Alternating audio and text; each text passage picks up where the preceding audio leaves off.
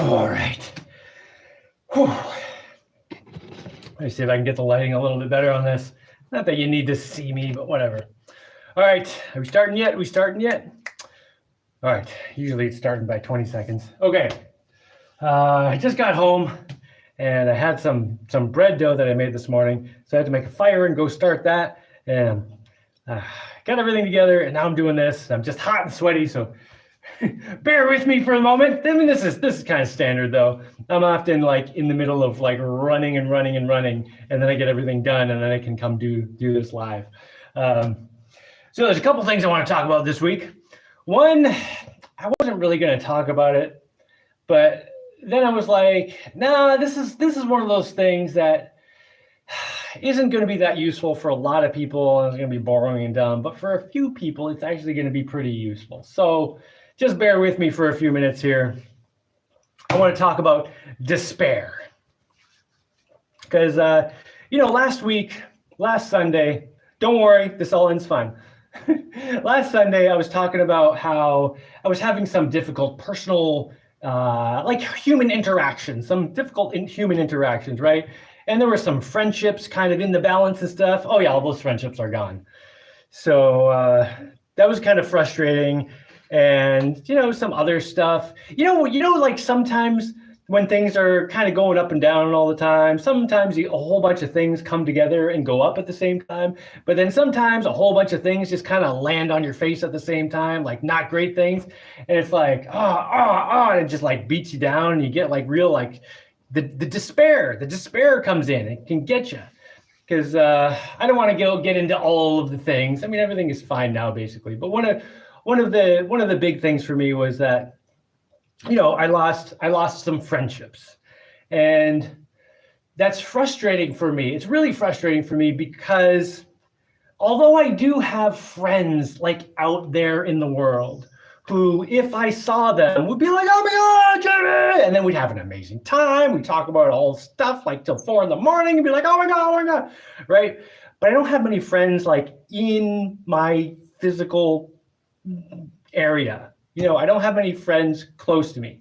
So losing 1 or 2 friends, like I basically have no friends here, and not no friends, but like I don't have any of those friends that where it's like, yo man, what you doing?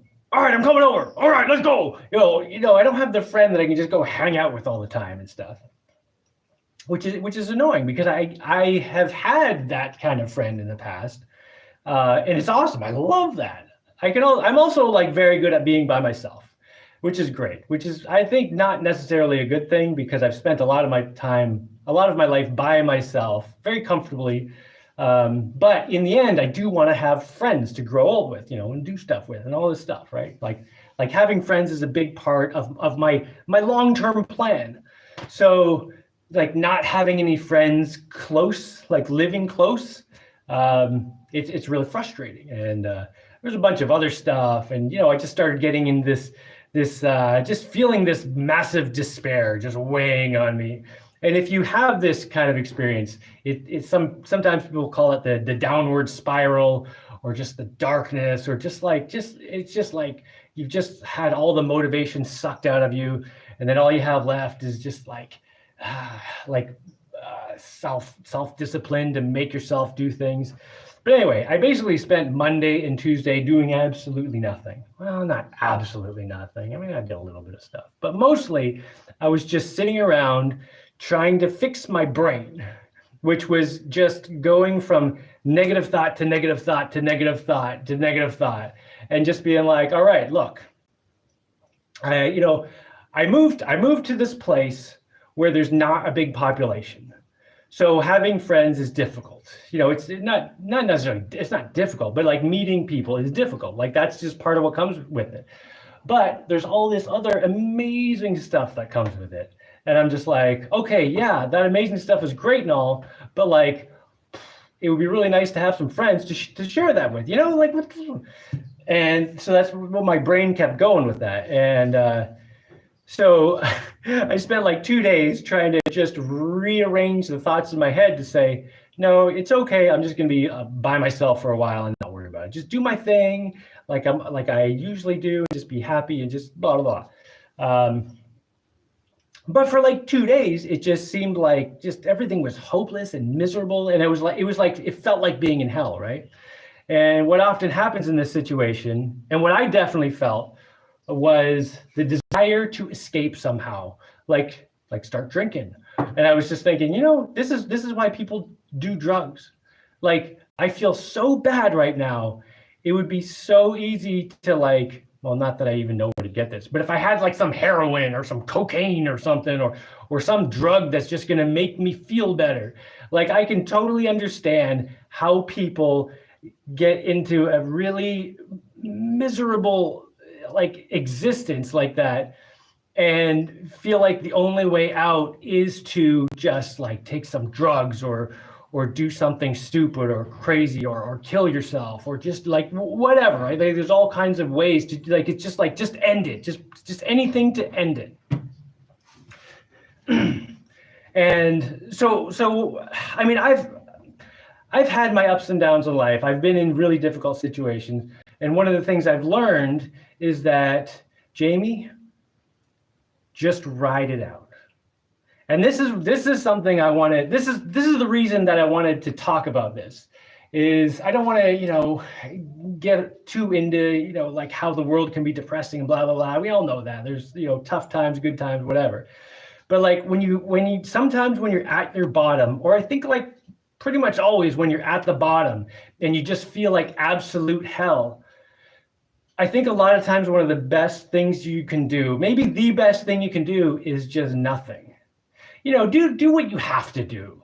Like if you have to go to a job or whatever, do your school, like do what you have to do. But don't try to make any decisions when you're in that despair, when you've got the despair, like just kind of sit back and say, all right, let's just ride this out. Just feel the pain and the discomfort and the horribleness. Because if you can ride it out and get through to the other end, like I did, by the end of by Wednesday evening, I was kind of coming out of it.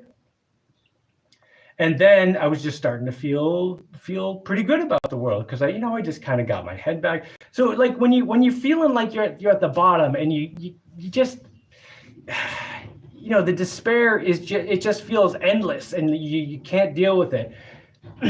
My advice would be, don't do anything, don't drink, don't smoke, don't do anything external to try to fix it. Just feel it, just experience it, and ride it out for a few days or however long it takes, and then slowly come out of it. And don't try to snap yourself out of it, because sometimes you just got to experience that. And I don't know exactly why it is. Like, why is it that every few years I have to go through this, just feeling like hell for a few days? Or maybe it's every few months or something. I don't know. It depends on how things are going in my life. When things are going really well, it might not happen for years. But when things get really tough, it might happen every few weeks or something. But like the thing I've learned from that is just don't make any decisions. Just experience it and just ride it out. And now that I've kind of bounced back from that, obviously I'm feeling better now. The last few days, feeling pretty good.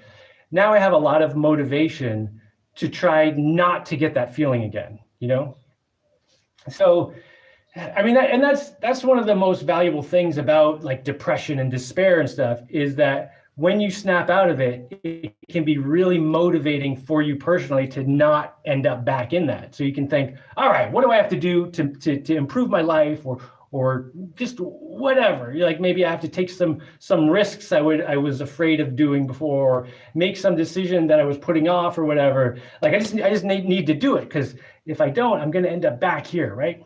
So anyway, that's all I wanted to say about that.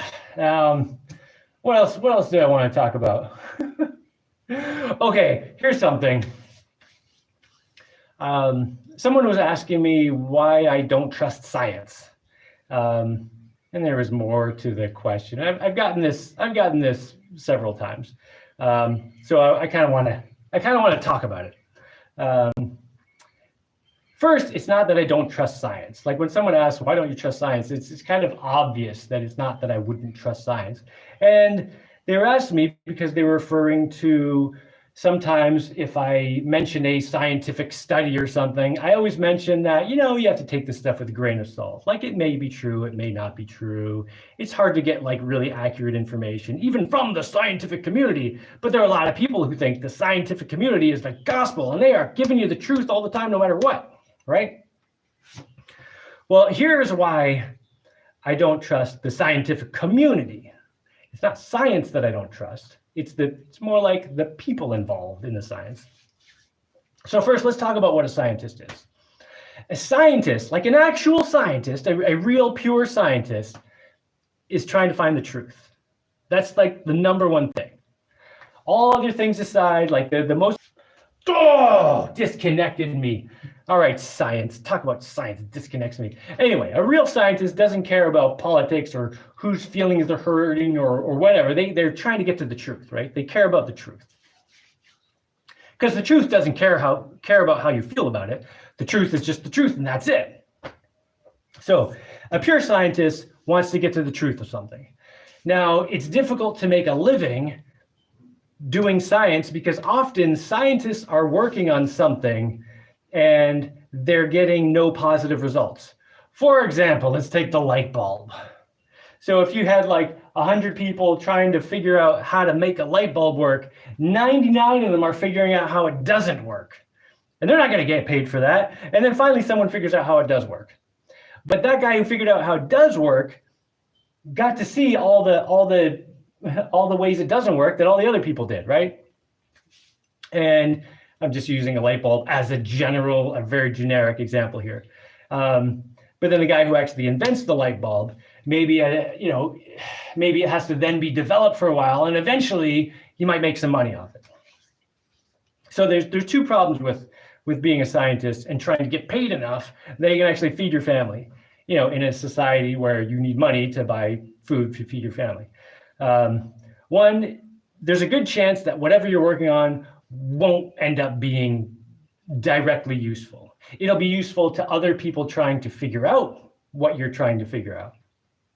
And the other thing is, often you're working on something that's not going to produce any practical items that are going to make money for years, decades, generations. But it's incredibly important to have scientists working on stuff that's going to be for the future. So we have these grants, right? This is the solution. So that scientists can work on something now that's going to be valuable knowledge. Whoa, I don't know what happened there. It was some kind of barking spiders or something. Anyway, so they can work on something that's valuable knowledge to the future. So, for example, there are scientists today working on warp drives. And there's probably not going to be a warp drive around for quite some time, but people are working on it.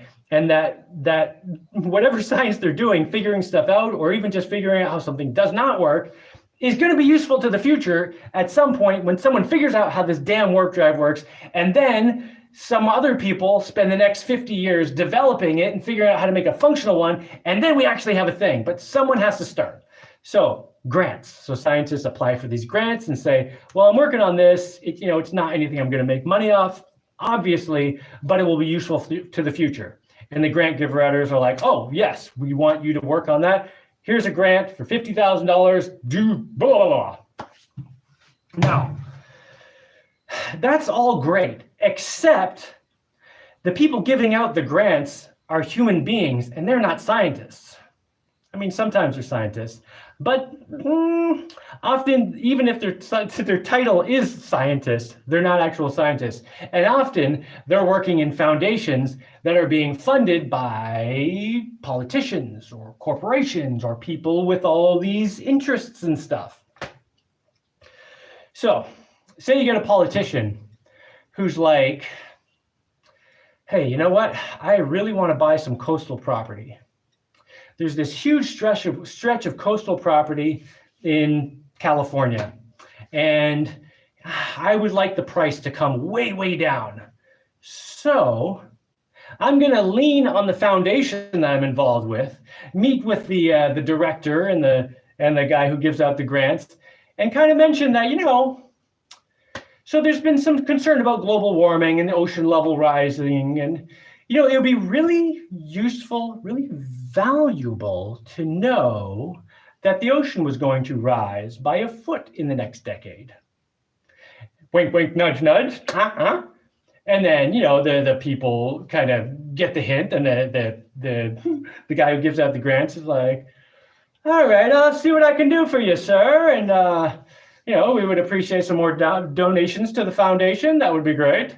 And then that guy who goes into the scientific community, goes to parties and events and whatever, talks with scientists, he goes around, starts saying things like, people are really concerned about global warming and schmoozily, and then mentions it would be really valuable, wink, wink, it would be really valuable to know that the ocean level is going to rise by a foot in the next decade, for safety reasons, of course, because then people could be prepared and everything.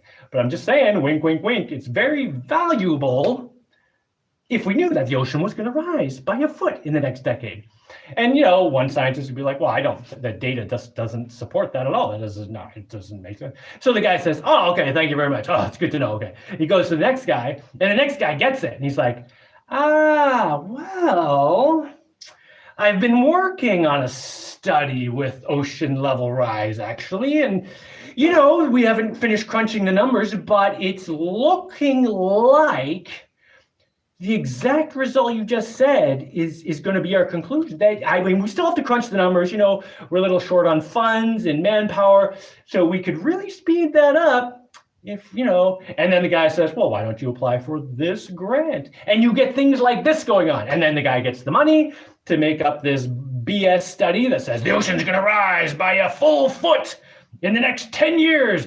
And then people freak out. And then it's like, suddenly this coastal land gets cut in half in value, or maybe down to 10%. And then that politician goes and sweeps up his cheap property and goes, thanks guys. And then a couple months go by, and then it all gets forgotten. Just bad science. And if anyone asks the person about it, oh yeah, that ended up not being right. Yeah, it's no big deal. And this just goes on and on and on. You got people with all kinds of interests leaning on the science,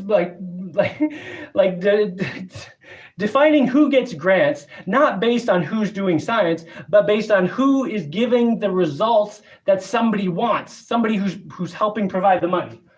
And that is why I don't trust the scientific community in general. That's why whenever I talk about anything scientific community related, I'm always like, well, this says this and this says that. I'm not really sure which is right.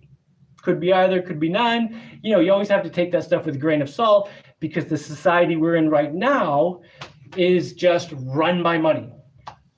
And this is the problem. It's like money is more important than everything else. And once that happens, money is more important than morality, for example. And you can't have a functional society when morality decide, just because it's inconvenient. And there isn't really a way to fix that other than, I got to check my bread. Hold on, how long have I been talking? Like 20 minutes. Hope it's not burning. Oh, yeah. Oh.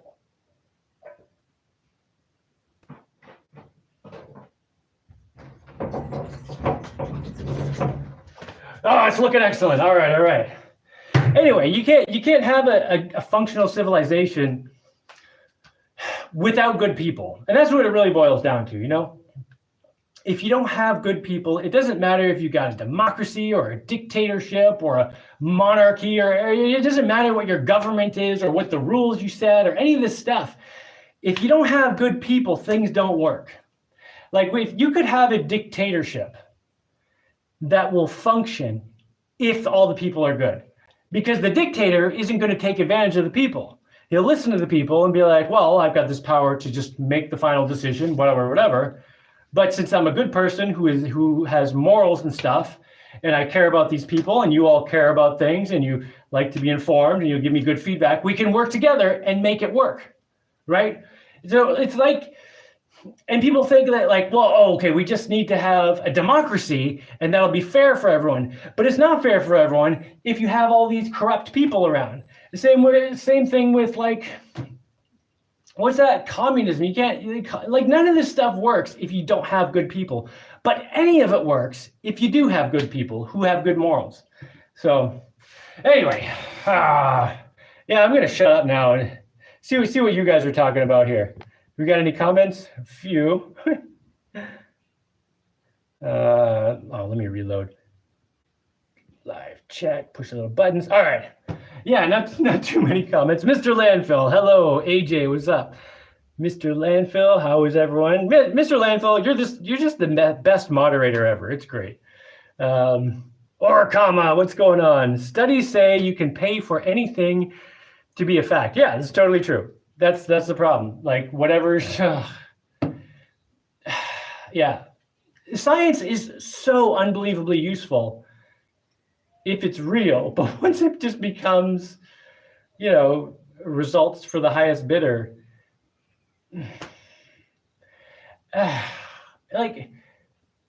it just becomes a massive waste of human energy, and we're wasting so much human energy.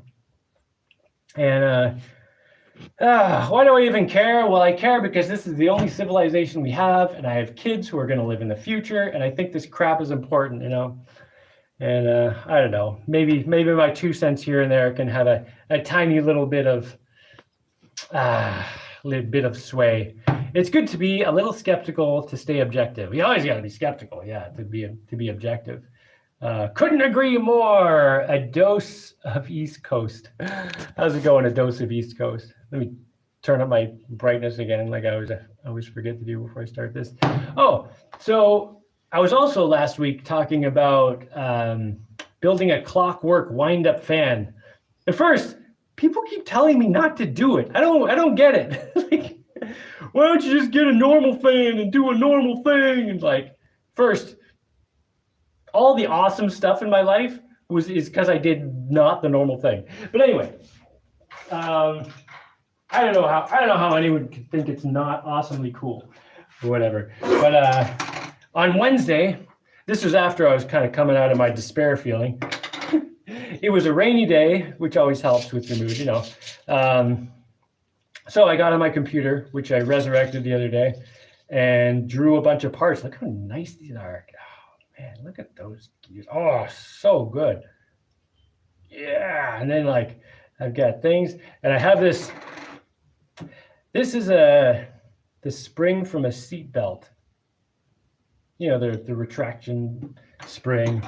Here's another gear that kind of matches this one a little bit. Doesn't match it. They actually fit opposite each other and close thing.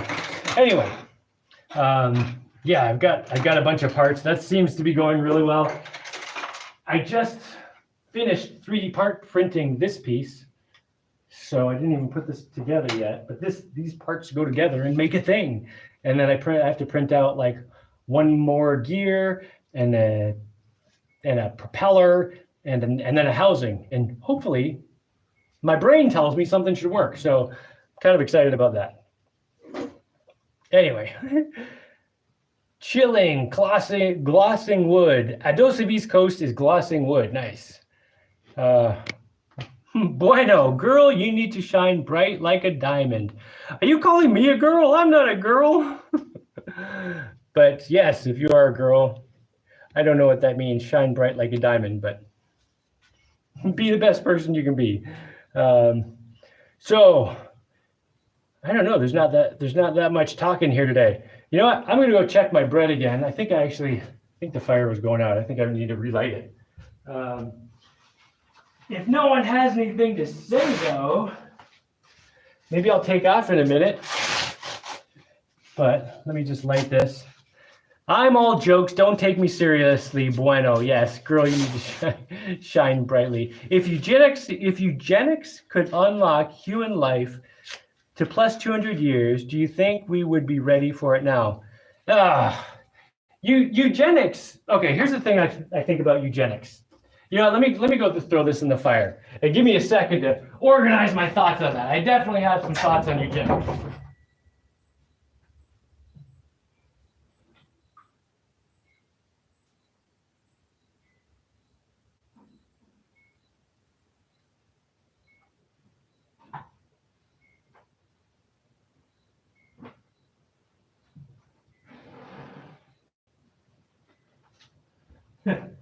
All right. Here's my thoughts on eugenics. Eugenics, as they just naturally occur, is a great thing. Like people should, I left the door open. People should be discerning with who they're having children with. And like you should care about the genetic health of the person you're going to have children with. And you say anything like that today, people are like, discrimination, you're being superficial. No, it's not superficial at all. And yes, it is discrimination. Discrimination is just having judgment. You have to have good judgment or else life doesn't go well. But anyway, all throughout human history, just eugenics is something that just naturally happened. People would choose a partner based on certain traits. And when people choose partners based on actual useful, valuable traits, then we get a more useful, valuable population. But today, with all this weird, shaming all the time, like you're not even supposed to have any standards at all when you're supposed to meet a partner, which is insanely frustrating. Like I've been trying to, meet a lady friend for a while now. I'm kind of giving it a break for a bit. I just got to step back because it's frustrating. Because if you have any standards whatsoever, people are just like, oh, you're so discriminatory, you're a jerk, blah, blah, blah. Oh. But yeah, shame, exactly. But that's part of the reproduction process is like, especially when, it is especially important when you have a species that has no real predators. Like nothing's killing us. Nothing is nothing is externally controlling whether or not we get to have babies. Like you have to be really, really, you have to have some really bad reproductive problems to make it impossible for you to have children, right? But for most things, generally speaking, if you're better camouflaged, you get to survive and have babies. If your camouflage isn't very good, you get eaten. That doesn't happen to humans anymore. So it's actually super important for us to take that responsibility on ourselves and say, okay, since we have so much control over our lives and over our genetic, propagation, we have to pay attention to that and say, okay, I am either a healthy person or maybe I have some genetic defects. And I thought about this when I was much younger. I thought about, should I have children or should I not have children? And I thought, well, I'm very healthy. All my stuff functions. Everything works right. I don't have hair up here, but I don't think that's that big a deal. I don't really care. But like generally speaking, I think I got pretty good genetic material. So I feel it's my responsibility to pass that on to the future, which is why I had a pile of kids, right? But I also thought, if I find that I have some genetic defect that I would pass on to children, then I would choose to not have children. Maybe I'll just like be an awesome aunt, right? Uncle. I'll be an awesome uncle. Oh, you got me so screwed up here when you said, girl, you need to.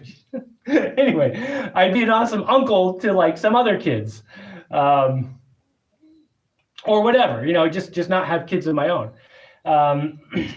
And then also when having children, I think it's a hugely important thing to consider the genetic health of the person you're having children with. And this can be a difficult conversation in a society we have today because people get so upset. Like if I say, I'm very healthy and I have good eyesight, and my teeth all work, and like just my brain seems to be functional, and I'm fairly strong, just naturally, like I feel like I have pretty good genetic material. So I want to have babies, and now I want to have someone. I want to have children with someone who is also, genetically healthy. And if you say something like, "Well, I want to have kids with someone who also has good eyesight," oh, you're gonna dump me in the dumpster just because I wear glasses? How dare you? And it's like, no. Look, like it's not an insult. It's just the world, and it's something that I think is important to care about. And it doesn't mean that if you have one flaw, that means you have to get thrown in the dumpster. But I think it's important to just have a general view of saying, okay, look, I want to try to get the best, genetic makeup I can to mix with mine and have the best chance of healthy future people. Because the way evolution works, if there is nothing governing how a species evolves, it kind of starts becoming a mess. And I'm not going to get into all the details of this. That's going to be a mess. But I don't know. That's my thoughts on eugenics. Oh, but the other thing is, I don't think governments should have anything to do with eugenics, other than maybe,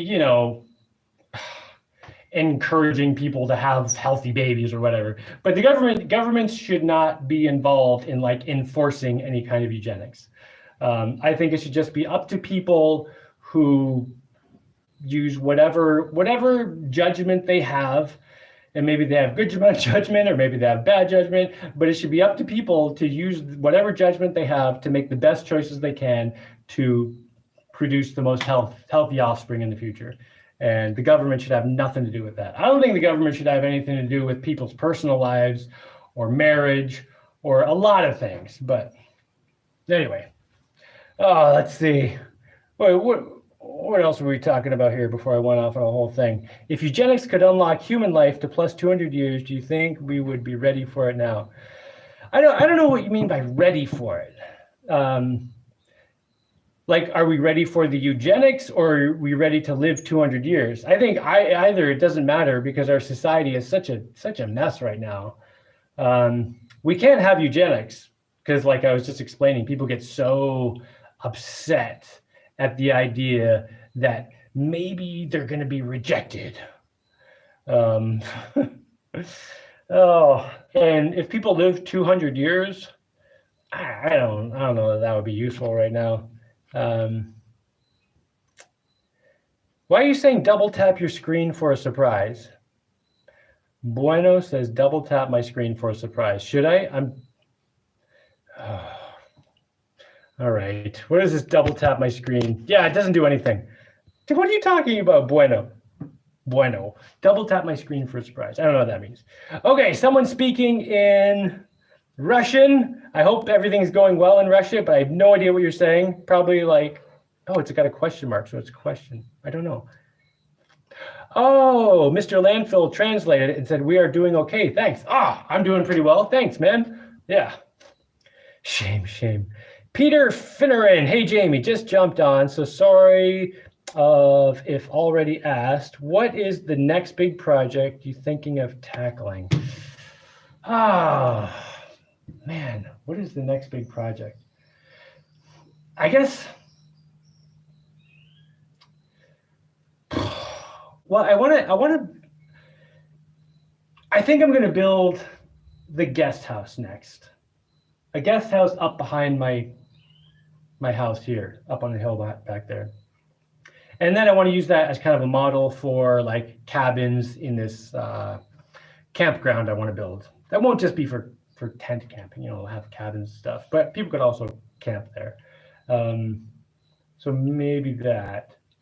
I don't know. I've always kind of got things going. Yeah, I think that's the next thing. I think. I don't know. I mean, I'm also kind of in the middle of this excavation that's been going on for 2 years. Every day I spend an hour or two moving dirt, which made this running trail, and I'm making another extension of the running trail that goes around the house here. And where I'm getting the dirt, I'm kind of flattening out an area to make a field. I say a field, it sounds like it's a big, huge field. It's not that big. Make a little flat area for, sports and stuff, just hanging out, a little grassy spot for my kids to play and whatever, and me, of course. But I want to put a guest house up there. Eric says, "Hey, Mansell, I love you. Thanks, man. That's very sweet." Whatever your name is says, "Men can't have children." I don't know what that means. Of course, men can have children. I have children. Are you trying to say that men can't have children by themselves? I don't know what you're saying. First time on live chat. Hello, Eric. How's it going, man? Okay. Orkama says, I generally agree with your perspective. However, I'm researching the subject. Word on the street, China have produced some children through genetic manipulation, CRISPR. What does that have to do with what does that have to do with agreeing on my perspective? However, I'm still reaching, or is that just two separate things? I generally agree with your perspective. Wait, no, but then it says, however, I'm still researching the subject. Word on the street, China have produced some children through genetic manipulation. Cool, man. You want to know my thoughts on genetic manipulation is, I think you got to be real careful with that stuff. Because like, I get the impression that with genetic manipulation, you could screw up in a way that can't be undone, you know? Whereas, through eugenics and just having a generalized direction you want to take the species over time, it takes longer, but you can have really good results over time, you know? Yeah. It makes me, what it makes me think of is watermelons. Watermelons used to just not be that good, but people kept rebreeding the tastiest watermelons, and now watermelons are amazing. Oh my God, it's such an amazing fruit. And there are a lot of plants like that. And then dogs, like, we didn't need to CRISPRize the dogs or anything. Just encourage certain traits, discourage others. What if we encourage like adventure builder traits and like, yeah, that would be amazing. What a cool society that would make. Anyway, watching from South Africa. Love the way you live, bro. Thank you, Misha Guevara. I never know if Misha is a guy's name or a girl's name because it's both, right? You can be a male Misha or a female Misha. Peter Finneran, sweet dude, the empire grows. Oh, right, what I'm doing next, right? Oh, Okie Bear, I love you more. Okay, my dream is that I can visit you sometime in the future. You are a hero, man. You are assume. I think there's a typo there. Keep in the amazing work. I think you mean keep up the amazing work. Either way, I will do my best. And presuming I get this guest house made, then yeah, you come visit. You'd have your own place to stay. So yeah, I kind of really want to build a guest house so that people can come visit. And like, there are obviously some people who could come visit, and people could come stay in my house, but that's sometimes not a great thing when it goes badly. So if people have their own space, if there's friction, it just makes it so much easier. If it's a person with no friction, it doesn't matter, but Ergo perpetuating the flaws. Oh, what were we talking about? Shame. Okay, shame. Men can't have children. Ergo perpetuating the flaws. You must be responding to someone else. I don't know what's going on. Okay, whenever you make a comment, if you don't give any context to what you're talking about, sometimes I have no idea what you're talking about. Will Thrives. What's up, Jaimie? Oh, I'm just doing this live now, and I'm cooking some bread outside, and yeah, it's getting dark, and I don't know what I'm going to do tonight, but we'll see. Can you share what happened with your friend? What happened with my friend? This is nothing new. Well, okay. I mean, there was a bunch of annoying stuff that just happened last week. And probably, I mean, definitely, once one or two things started coming to a head, I was like, all right, all this stuff, I'll dead end it all right now. But here's a difficulty that has happened many times, and I've had some time to think about it over the years because it's happened many times. It is difficult to have friends with people I've met from YouTube. And I mean, usually it doesn't end in any, like a friend I lost recently. It wasn't like, it was like, oh my God, I hate you now. It was just kind of like, I'm just going to kind of go this way and you go that way. We're still friendly and everything. It's just, we're not like friends. Like, we're not like hanging out and stuff. So one thing that often happens is if I meet someone who's watched my videos before, and I'm sure this is like famous people experience this all the time. I don't know how people who are like really famous can handle it. It's probably why they all live in the same place. Anyway, what happens is when you're interacting with someone else, you build up an imaginary them in your head, right? And the more you get to know them, the more you kind of populate this imaginary them with features. So, if you think about someone you know really well, you have a really good idea of who they are, and then, and how they're going to react to what you do or say, and you kind of understand what they're saying, even though human language is, English is sloppy and you have to fill in the blanks all the time. Like when you're close to someone, you get a good enough mental image, like imaginary them, that you can understand the actual them pretty well, right?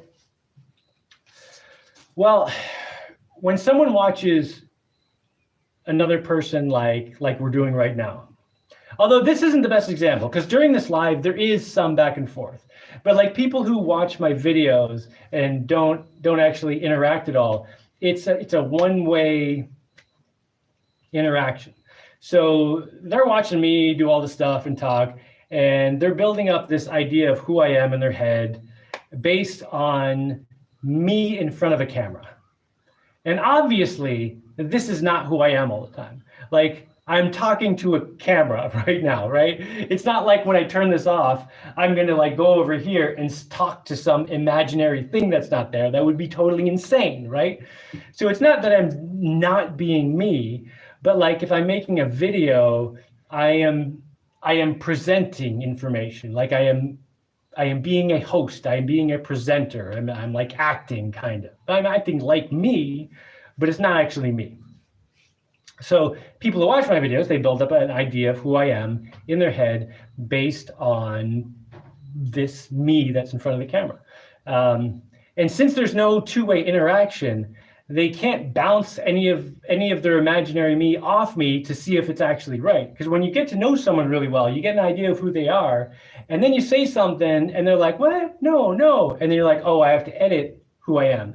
But with a one-way interaction, that doesn't happen. So if someone's been watching my videos for a while, they have a really good idea of who I am and what I mean when I say this and blah, blah, blah. And then they meet me in real life and it doesn't match up. So it ends up often causing some really weird interactions where they don't hear or see the me that's right here in front of them. They're just hearing and seeing the me that's from YouTube that they've built up in their head over years, and that's the real one. And the me who's right here is not real. And it doesn't matter what I say. I can't convince them that what I'm saying is like the other day, a friend that I've kind of lost, or just gone separate ways. He's like, look, 6 months ago you said this, and it meant this, and it made me upset, and blah, blah, blah, blah, blah. And I'm like, wait. First, why have you been carrying that around for 6 months without just talking to me about it? And it's because he's used to YouTube me, who he can't talk to, right? So it's totally normal.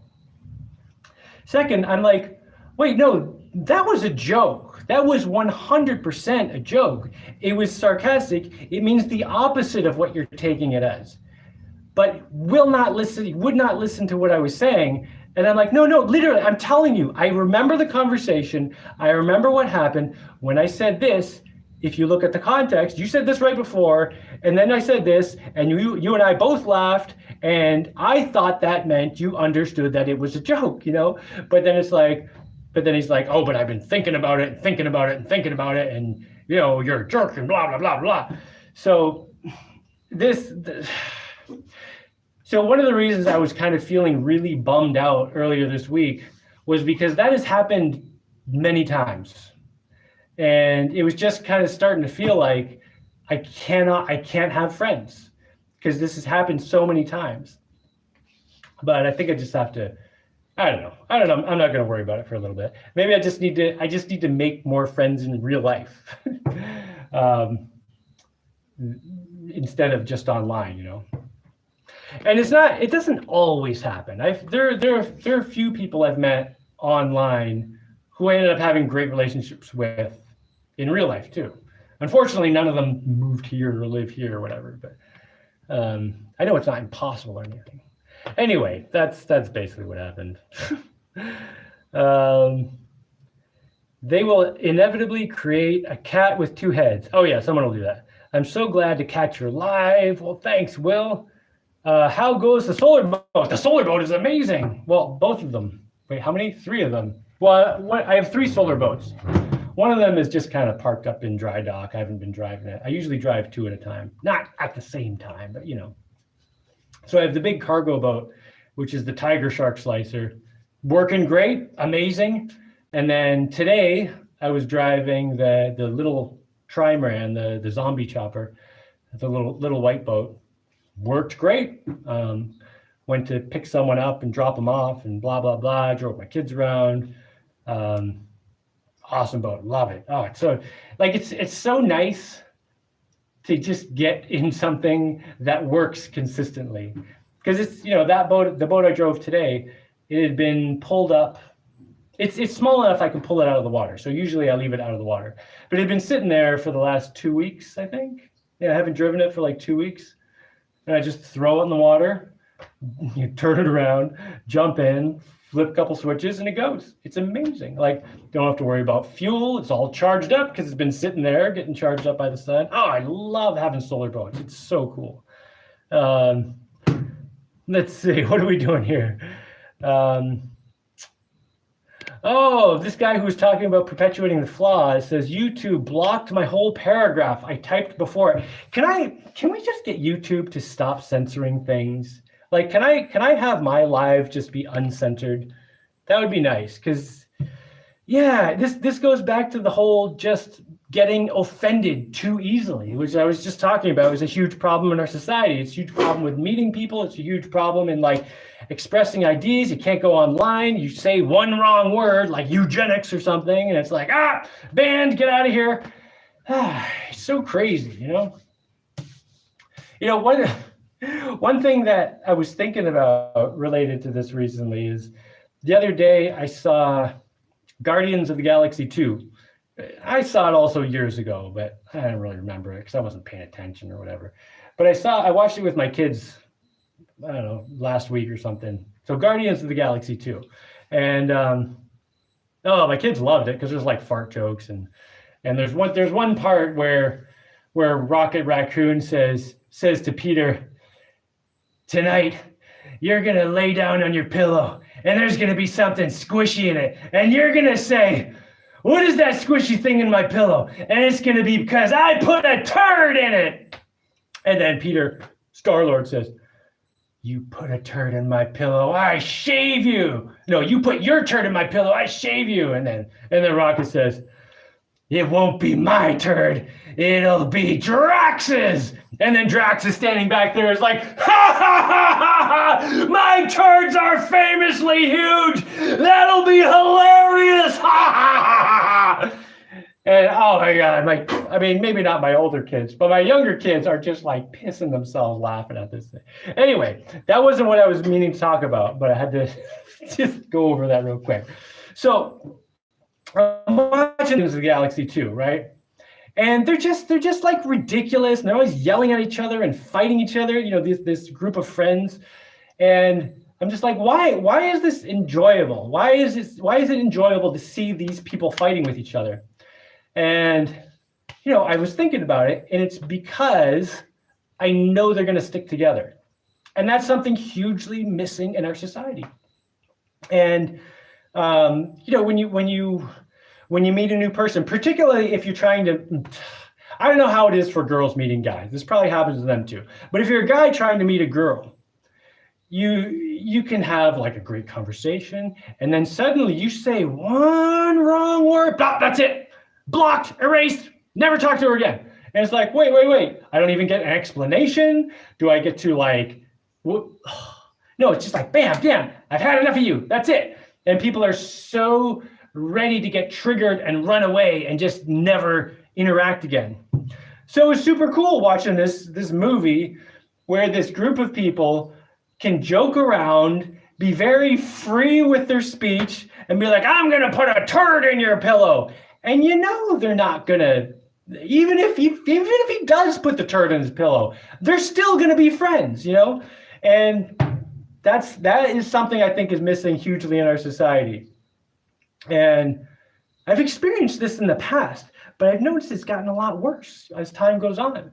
Like when I was a kid, I had friends and we could say and do terrible things to each other. And, particularly if it was funny enough, we'd get over it and move on and whatever. And not that I'm advocating for doing or saying terrible things to your friends, but just having interactions with people where the bond was robust enough to withstand a bunch of crap being dumped on it without it just shattering into pieces. Oh, that was so nice. That was so nice to have. Because today it's like, even when you have people who are like married, who made a vow, till death do we part. Then they swear this in front of this guy and this guy and this guy and all these people back there. I swear till death do we part. Like one thing goes wrong and it's like, that's it, split apart. Or it's like, usually it's like one thing goes wrong and then they don't say anything and it festers and builds up. And then when it's built up to like 150 things, then it's like, oh my God, that's it, divorce. But it always comes down to like one thing that was like at the beginning that just started this huge snowball. And if the person was just like, hey, quit being a dick, why are you doing that? And the other person could be like, well, I'm not being a dick, you're being a dick. And they could yell at each other and get to the root of the problem and dig it up and be like, oh, okay, here's what happened.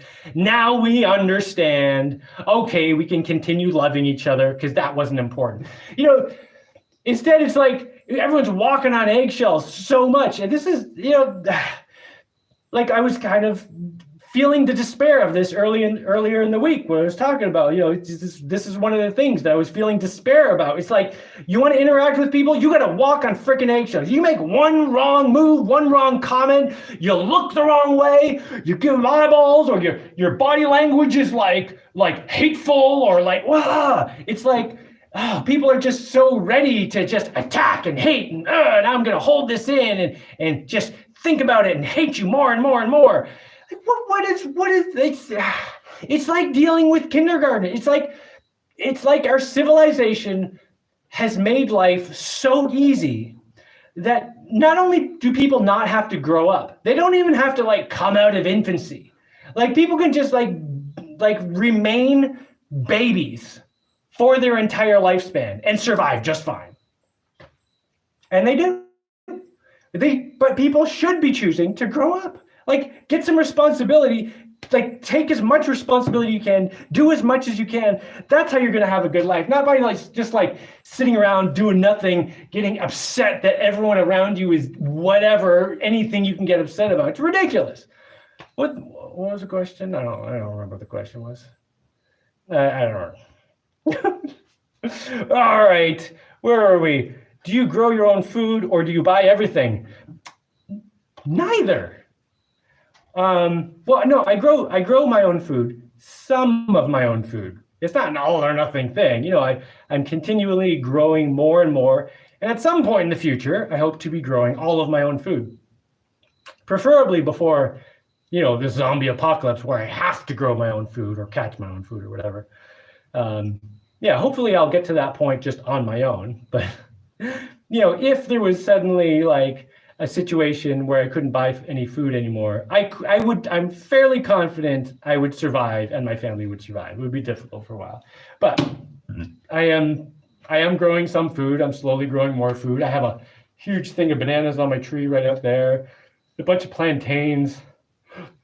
Whoa, what are all these burps coming from? Oh, you know what? I ate fried food today. I don't usually eat fried food. That's probably what's giving me all these burps. Anyway, and I eat lots of coconuts. I have a coconut every day. Ooh, a coconut bread. It's probably done. I'm sure the fire's gone out. It's not burning. But yeah, I grow some of my food and I buy some. Let's see. When trying to find someone to look up to, you've been a real big inspiration. I've always appreciated your honesty, right or wrong. Well, thank you, man. That I really appreciate that because especially the last part. I appreciate your honesty, right and wrong, because that's something I also really appreciate. And I guess that goes back to what I was just talking about too. People are walking around on eggshells, so afraid to offend or just so ready to be offended that people aren't saying what they really think. They're just lying all the time.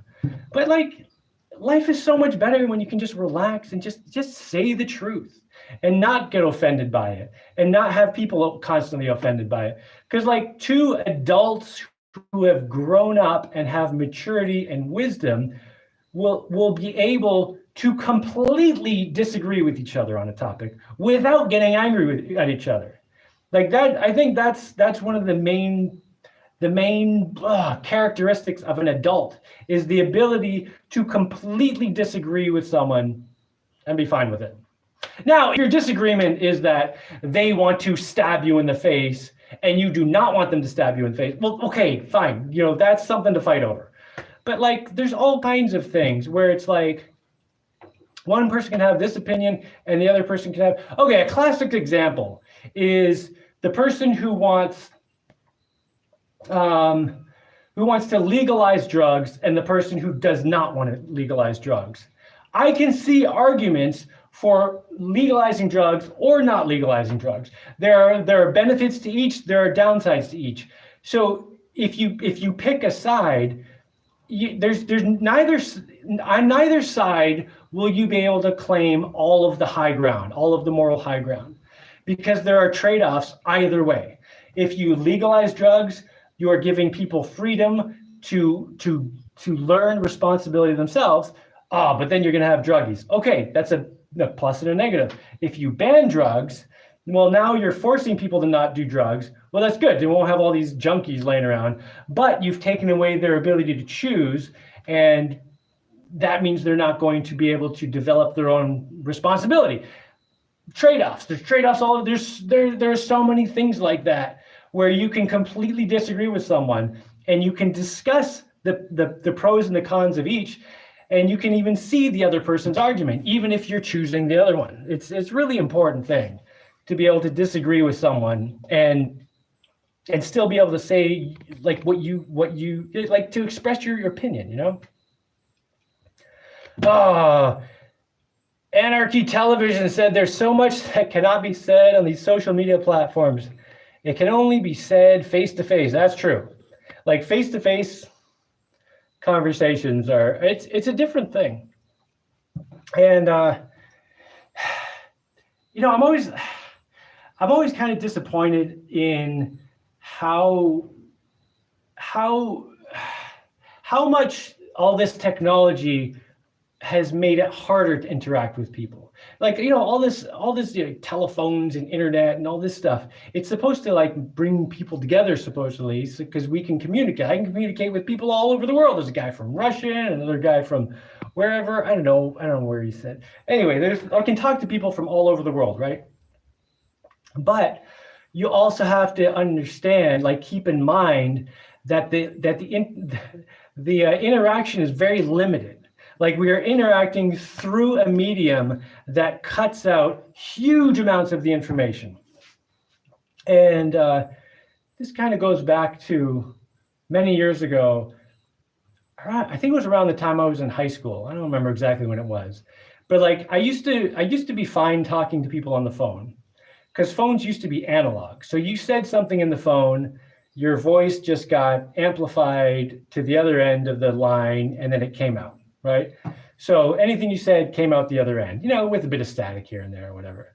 But then when voices became digital, I hated talking on the phone after that, because I felt like I wasn't talking to a person. I was talking to, it's like the person was at the other end and they were talking to a robot, and this robot was crunching their information and just sending it over and then turning it back into a voice that was not really that person's.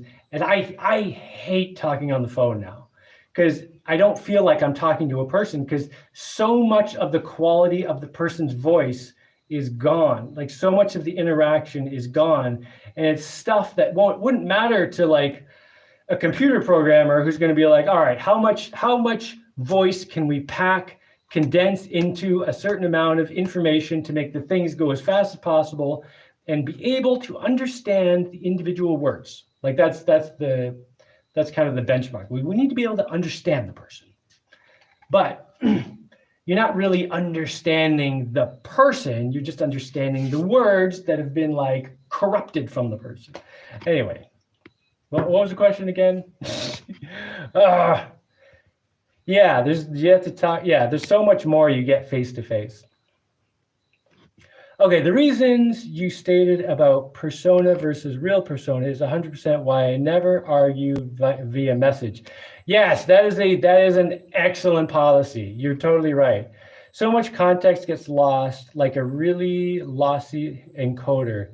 No tone, no eyes, tempo, etc. Yeah, so you're just talking about like when you're texting someone and they get upset with you and you're just like, oh, come on, man. Didn't you get what I was saying? But if you're with the person in person, looking at their face, you could do the eye roll or the giggle or the whatever, like some kind of gesture that makes the person understand what's just what's missing in the English language, because English language is, it's great and all for expressing very simple concepts, but very quickly it becomes inadequate when you're trying to express anything even remotely complex. So it's up to us to fill in the blanks. So we're always constantly, anytime we're talking, and you're listening to me right now, you're filling in all kinds of blanks with your brain to understand what I'm trying to say.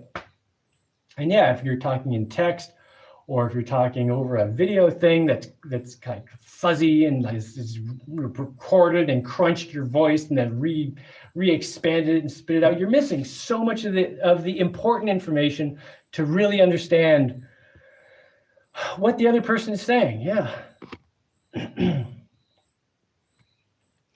Sorry to hear your friend didn't understand. What's something you'd like your YouTube friends to know about the real Jaimie? Well, I don't know. It's not even like I'm a different person than the person I am on YouTube, but it's just YouTube me is me being a presenter, trying to present information that's going to be useful and understandable to the widest number of people possible. So, although it can be somewhat personal, it's also very impersonal. And the other thing is like, well, a lot of times when I meet people who watch my videos, and this doesn't happen that often, I don't have that big an audience, and I'm not that social, so I don't meet people that often, but occasionally I'll meet people who know me from YouTube, and usually their first reaction is, you're so quiet. Like you're not like, yo, YouTube, where's YouTube, Jaimie? And I'm an introvert. Like normally, if I'm not standing in front of people presenting something, or if I'm not telling jokes or a story or something, like I'm an introvert. I don't really talk a lot. So I'm gonna turn this off, and then I'm gonna just go do stuff quietly by myself. And even in the past, like when I've had girlfriends who I lived with and spent like all my time with, often we would spend a lot of time just being in the same room. And other introverts know what this is like. Like that's me. I'm there's kind of a spectrum on this stuff, extrovert and introvert. I'm way over on the introvert end. Not to the point where I can't interact with people, obviously. I mean, I can interact with people, but I'm definitely more introvert. And that's something that doesn't come through in YouTube, because just the nature of what I'm doing. If I'm making a video and trying to show things and share things, that's, I have to extrovert for that. That's literally the point of doing it, Let's see. Frinkle? Where do you get these names? Frinkle. Do you use the solar panels from the boats to power your house when you're not using them to motor around? No. Yeah, the solar panels on the boats, they just power the boats, and then the solar panels. Well, I have one solar panel on my house, and then I have 3 solar panels from the lumber mill that I connected to my house with a wire, and that's plenty. I mean, I don't need more electricity than that in my house. I've never. I mean, maybe on a cloudy day, like yesterday, I wanted to 3D print something, but it was super duper cloudy and rainy all day, or maybe it was the day before that. But anyway, there was a really cloudy day recently when I couldn't 3D print something. But that rarely happens, and I was like, I'll just do it tomorrow. It hasn't really. I have enough electricity. It hasn't been a problem. Plus, you know what? I kind of like the idea of having a limitation like that. Like I don't like the idea of just having anything I want whenever I want it. This is something I never enjoyed when I lived in a city. Like you just flick on a switch and the light just turns on. I'm like, wow. I find that frustrating. I didn't earn that light. I didn't do anything. Yeah, I'm gonna pay the electric bill at the end of the month or whatever. But like, or like the water just turns on and comes out infinitely. And I'm like, I don't want it to come out infinitely. I want this to be precious, at least to some degree. But the problem is it's not precious at all because it's just presented as this unlimited thing. And you live a better life when you appreciate what's around you. And when things are just blah, like barfed upon you, almost like it's for free, you don't appreciate it, right? So I really like having enough electricity whenever the sun's out, whenever it's even reasonably sunny. I have plenty of electricity to do all the stuff I have. But I like that there's the occasional cloudy day where it's like, whoa, I better turn everything off except the refrigerator. And that's all that can be on today.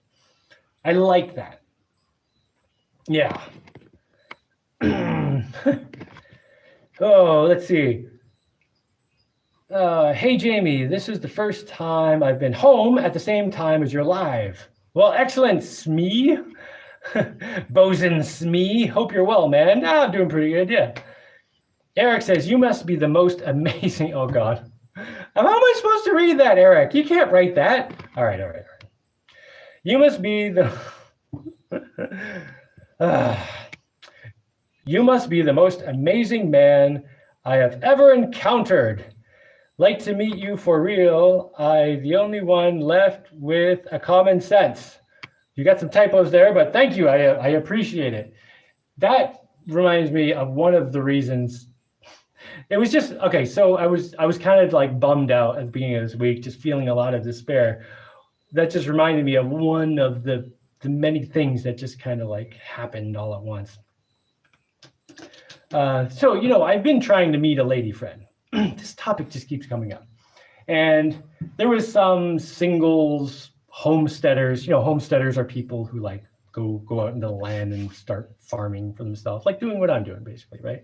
So there's this single homesteaders group online, and I posted a thing on there saying, hey, I'm this guy and I'd like to meet someone, and here's some pictures of me and blah, blah, blah. Here's what I'm doing, basically, blah, blah, blah. And I got all these responses saying, oh my God, this guy's amazing. That is so cool. I love it. Oh, that's so cool. One dude's like, yo, man, this guy stole my profile pictures. Like, definitely a compliment. This is a silly one, whatever. But it was all this very positive stuff, right? But nothing actually functioned. I didn't meet anyone through it. And one woman responded, sent me a private message. I guess 2 women responded. There no one that was suitable to have a relationship with me or anything. But anyway, but the first thing they said is, you must get so many responses from women with a a post like that or whatever. And I'm like, no, like almost nothing. And the frustrating thing for me wasn't the lack of responses. It was all the positive feedback I got with the lack of responses. I find that very frustrating because, like, if I'm not getting results, I want to know what I'm doing wrong. So, like, if I get no results and everyone's saying, like, all the feedback is like, that was amazing, you did a great job, then I'm just like, what? How do I fix it? How do I fix it to get better results? I don't know how to, you know. And whenever I'm dealing with inanimate objects, this is what I love about inanimate objects. They always give very blatant feedback.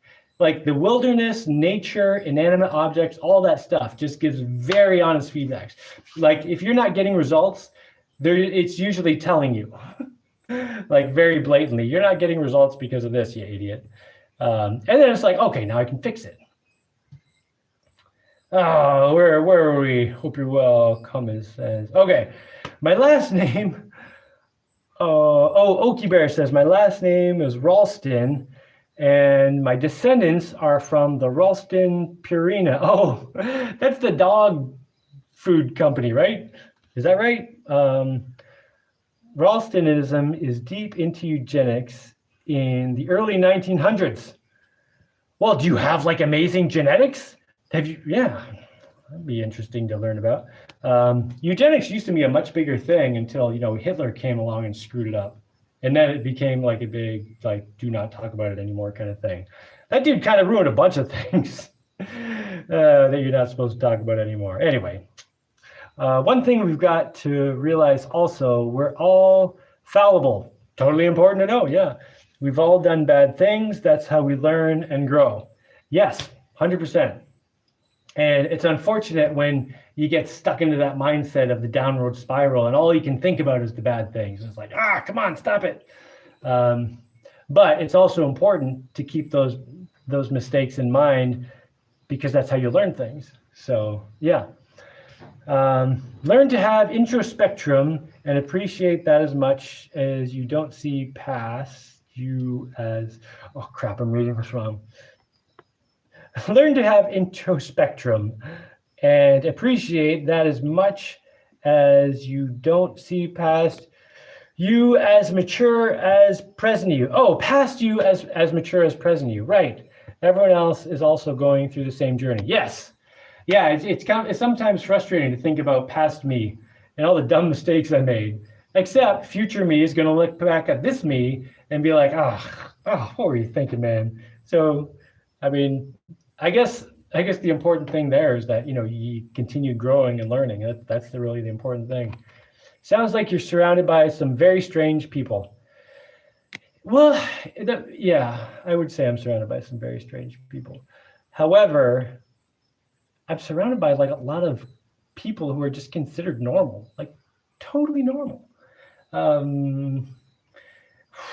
Okay, here's something about my personality. Maybe this goes back to someone asked me what I would want YouTubers to know about me. So this is something that's kind of a big part of my personality, a big part of who I am. I bring to the surface the things other people are hiding. And this is all, I shouldn't say this has always been the case. This has been the case for a long time. I'm sure at some point I didn't do this, and people have commented on this a lot. This is why I realized this is not normal. This is like an unusual thing. So like, I'm very honest and open. Like if I'm screwing up, I'm just like, I'm screwed up, I'm blah, blah, blah. And I'm also very, like if I see someone else doing something and I know they're pretending they're not doing it, I'll just say something because I'm like, I don't like lies to just be floating around, right? And yeah, I like to get everything out in the open all the time and just share things, and that way, because at least in the way I think, that's how you work through things and put them to bed, and then you can go to bed with a good conscience if you kind of deal with all the things that you might not want to deal with. So when I meet people who have skeletons in their closet, things they don't want to talk about, often they get very upset with me because I kind of, even when I'm not trying to, it's often just inadvertently, I'll force them to face the things they don't want to face. What was the question that made me talk about that? Oh, yeah, introspection. Yeah, okay, surrounded by some very strange people. Yeah, but it's totally normal to have all these secrets and hold them in all the time. That's become a normal thing in our society. But I don't think that's healthy for one. I don't think it's a normal thing, like historically speaking. I think it's just become a normal thing recently because life is easy. You can screw up a lot. You don't have to deal with all your crap because you don't really have to do anything to survive. There's just a lot of reasons you can get away with having secrets and hiding them and just not dealing with the things you need to deal with. And I always just want to get it out. I don't think everyone is like that. Yeah. Eric Kempe, lots of hearts. Excellent. Hi, are you planning to build any more robots? Oh, totally, man. Yeah, I really want to build some more robots. Like building, okay, so I built this giant robot years ago, and it was an amazing experience. It was super awesome. And the biggest part of it for me was just the amount I learned and the amount I grew taking on that project. Because I started doing it when like I did not have the resources to even begin a project like that. And just so many steps of the way were first for me. I had to learn so much just to produce a prototype that functioned at all.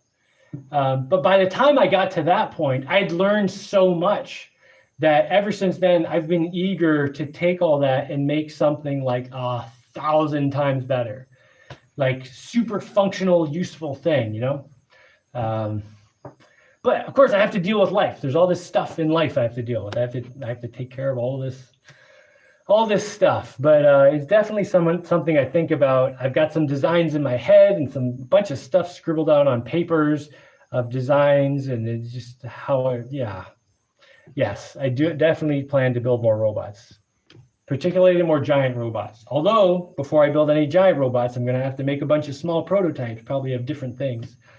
Yeah.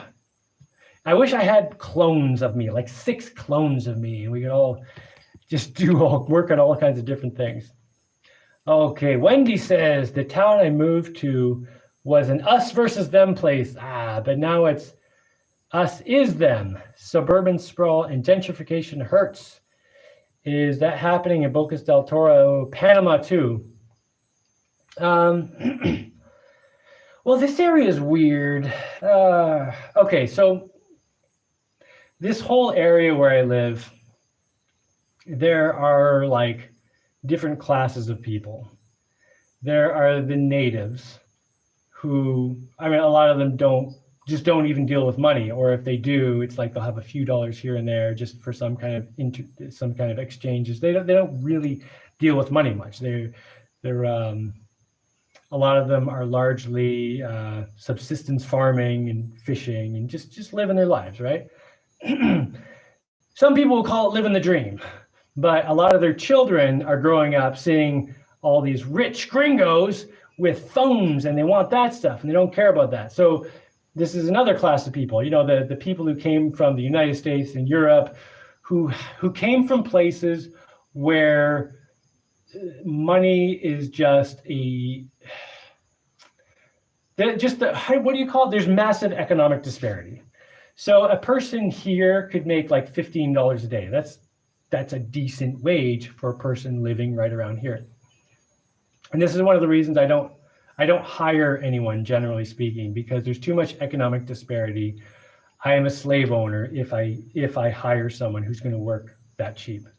And I could get in all the details of why I think that, but that's the basic gist. So you got people who are like basically living off the land, like they've been doing for generations. You've got like rich people who've moved in, and then you've got people who are Panamanian but not native. And they don't generally like the natives. They consider themselves different, they're separate, and then there are all these divisions. And then there are communities. I don't know. It's just kind of a mess. And I definitely think that kind of what you're saying about the gentrification is happening to a degree that I don't like here, where, you know, I guess I'll use myself as an example versus another gringo. So when I moved here, I wanted to, live off the land largely, not use tons of money, not throw money around and be like, I'm the big jefe, I'm the big boss, because I can pay you like what's peanuts to me, but huge amounts of money to you, just get all these slaves to do whatever I want. I didn't want to do any of that. Like, I want to come here, I want to do the work myself. I want to struggle like the people who already live here. But of course, I also want to do crazy projects and, have solar boats and whatever. But then a lot of the gringos who come here, they are just like pissing money all over the place. It's frustrating to watch, because the kids who grew up here are not wanting to live on their family's land. They're just selling off their family's land, and they have no idea what they're giving up. Oh my God, they're giving up paradise. Now, I'm sure not everyone would find it paradise, but it's so beautiful. Such a beautiful way of life and a healthy way of life, giving that up to go chase the dollars because they see these rich gringos just pissing money all over the place with all their cell phones and their computers and their huge boats with the motors and blah, blah, blah. So yeah, it's kind of a mess. I don't know if that explained it at all. You can't make people do what you want to do. Problem. Well, you can make people to do what you want them to do. I don't think it's a good idea, and there are different ways you can do it. My favorite people are the ones that you can't force to do anything. Those are my favorite people. Anyway, let people do what they want to do. It's not your business.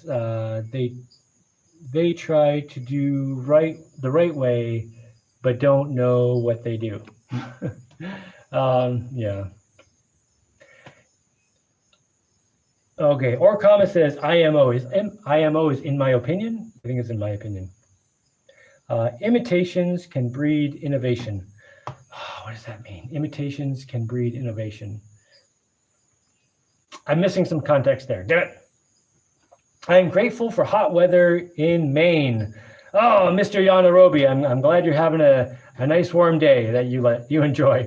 Today I was out digging in the sun, and it was so hot. I mean, it was fine. I don't want to complain, because I know I could freeze to death somewhere, but yeah, I'm built for the cold. I don't even know if it would be pretty hard for me to freeze to death. I'm totally built for the cold. When I was living in the cold, I would wear sandals and t-shirts in the winter and be totally fine. So it's always been a little difficult for me being in a tropical place. And it's not even that hot. It's not like a Miami summer or something. Like the temperature here closer to the equator is kind of always like, what am I, Celsius, like 28 degrees, Fahrenheit, what's that, like 80 something? Like, it's not that hot. But yeah, I'm definitely built for cold weather, Am I interested in artificial intelligence? Is this something on your list to learn about? I don't know. Well, I guess not really. Yeah, I'm not that into artificial intelligence. I like thinking for myself. I guess it would. That's a big can of worms you're opening. But generally speaking, I don't like what we're doing with artificial intelligence at the moment, which is basically trying to leverage artificial intelligence to make our lives easier, to get robots to do as much as possible for us, so we can just sit around and get fat. I don't get that. I want to think for myself. I also want to be very physically active, pretty much until I die. So that largely defines the type of machinery I use.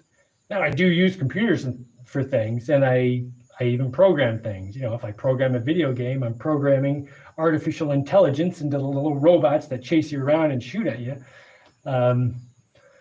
But I don't want a machine to make things easy for me. I want machines to make it so I can do more, but I want to still be working hard, physically, but especially mentally.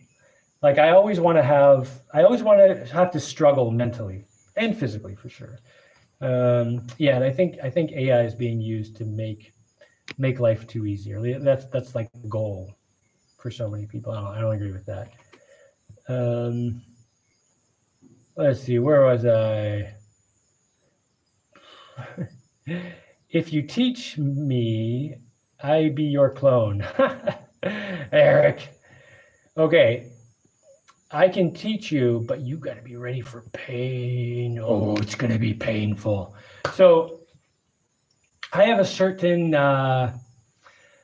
what's the word? A physical fitness level and a mental fitness level that I've developed over many years of struggle and hardship and pushing and training and all this stuff. If you're willing to go through hell, I can get you up to speed. But man, you got to put years in to get to the point where you're like, how does one move out there to help out? Oh, how does one move out here to help out? Well, I've never really asked people to move out here to help out. Like I want people to move out here to be my neighbor. I would love to have more cool neighbors. But I've never really wanted people to just like come and help out. I mean, you could come visit and help out. If you want to do that, send me an email or something. But like, I would like a lady friend to come and, live in my house and help out, but not just people in general. I like being around people who also have their own lives and all their own responsibilities are taken care of. And then we can collaborate on things after we've taken care of all of our own responsibilities and stuff. Anyway, I don't know if that answers the question at all. Okay, Jaimie, having clones is a good idea, but if you can accept prototypes in CAD, you could ask your subscribers to work on some designs on software. I've never seen you ask for help. You could ask your subscribers to work on some design. Well, one of the things I love doing is like, I love doing the stuff.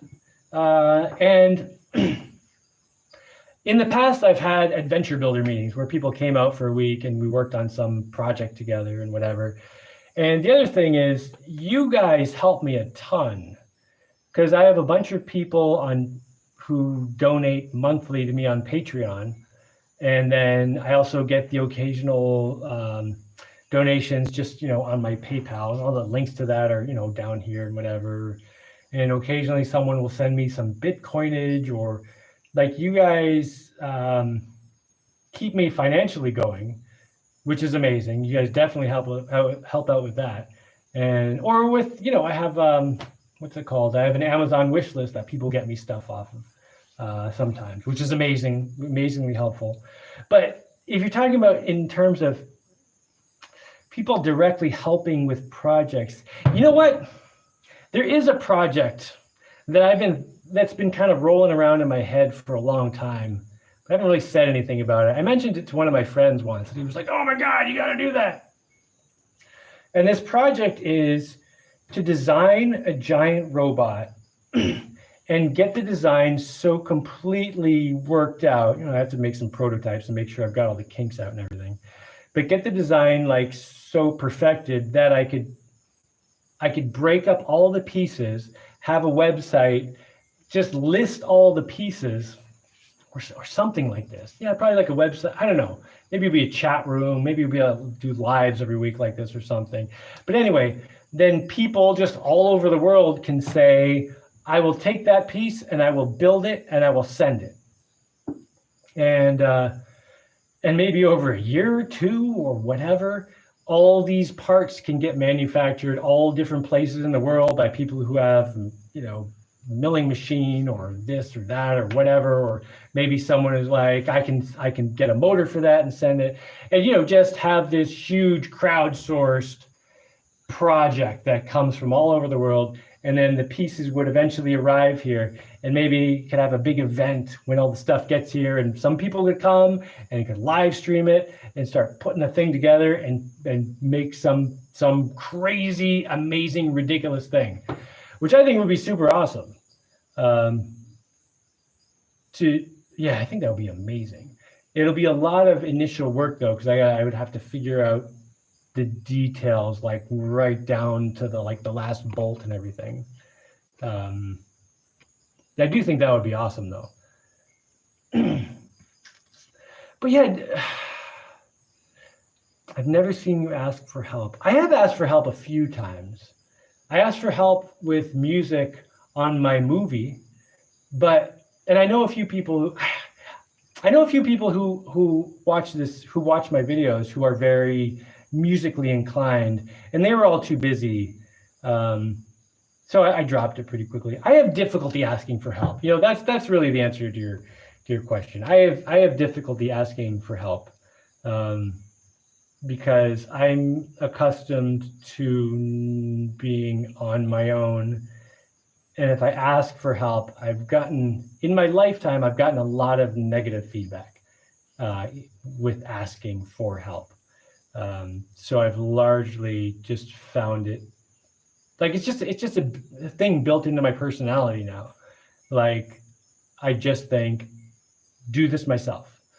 That's just my default, But I don't know. Maybe I should start asking for more help. Hey, Blackwater boys, what's going, Ralphie? Hey, Jaimie, I hope you're happy and healthy. I love your world. So sick of all the bull here in New York, not the city, near Buffalo. Barfalo. We always called it Barfalo when we drove through there, just because we're silly. But still, getting really sick of politics and stuff. Oh yeah, politics. That's always super fun, isn't it? Oh, don't ask me about politics. I don't know anything. All I know is that I've got this cool clockwork clockwork fan I'm making, and I have a few more parts I need to print out. I've got this running trail I'm working on, and I have these robot designs I want to work on, and I have some kayaks I'm building, and some got a second floor. Oh, my kids just got roller skates, so I need to tighten up the boards on the second floor and make sure they're nice and flat so they can do laps up there with the roller skates. Maybe I should do that. I guess I should do that this week. Anyway, Okie Bear says, not meaning to moving in. Fair enough. Not meaning to mooch off you. Okay, Okie Bear. I know. It's a hard thing to say. How did one move out there to help out? If you want to move here and get your own place, I can definitely help you find some land that's affordable. Now, it's not super easy where you just go to a real estate agent and just they'll give you a list of stuff. I can help you meet people who might have land for sale, where if they like you, they might sell some. That's how you get the really cheap deals, stuff like that. And then if you wanted to help me stuff, I can help you with stuff too. But I don't know. Although if you just want to visit for a while and come and hang out and work on some stuff and whatever, I'm gonna try to get this guest house I've been thinking about doing for a while. I kind of want to get on that soon. Oh man, Eric says, I am already in hell. Get me out of here. I have what they say is perfect life. 1 in a million. But I hate it all. Rather love the butches. What's the butches? And explore like you. The bushes? The bushes, I think you're saying. Yeah, it's funny because at one point in time, I was going to an Ivy League university. I was winning all these awards in sports, doing great in school. Girls were always impressed. I didn't even have to do. I met all the wrong girls at this time though. But anyway, like everyone around was like, oh, Jaimie, you got everything. You know, you're going to be rich because you're going to the right school and you're meeting the right people and you do the sports, so everyone likes you. Blah, blah, blah, blah, blah. First, not everyone liked me, but you know, it was always like, you know, you've got everything. But I felt like it was just such a farce. I hated it. Oh, I know exactly what you're talking about. Yeah, like all the people around you are like, oh, you've got everything. You've got the blah, blah, blah, and the blah, blah, blah. And they list all the stuff you don't care about and you don't want. And all the stuff you do want is beyond your reach because you're stuck in this freaking hamster wheel with all these people saying, yeah, go, go, go. Oh, God. It's hard to get out of that. I'm so glad I got out of it, though. Oh, man. But being your neighbor, Okie Bear, dude, seriously, if you seriously want to move out here, and you know you want to be my neighbor, just send me an email. We can talk about it. Blah blah blah. Yeah, he has some dominoes to set up. Wait, who has some dominoes to set up? Oh, okay. Just got disconnected there for a second. Maybe that is my cue to shut up and go do some stuff. I have some food to eat and some water to drink. And I want to go have a shower because I just ran in here and I was like, anyway, yeah, I think I'm going to get out of here. Blackwater boys, got to go. Peace and love, brother. Cool, man. Mr. Landfill, we are back. Yes.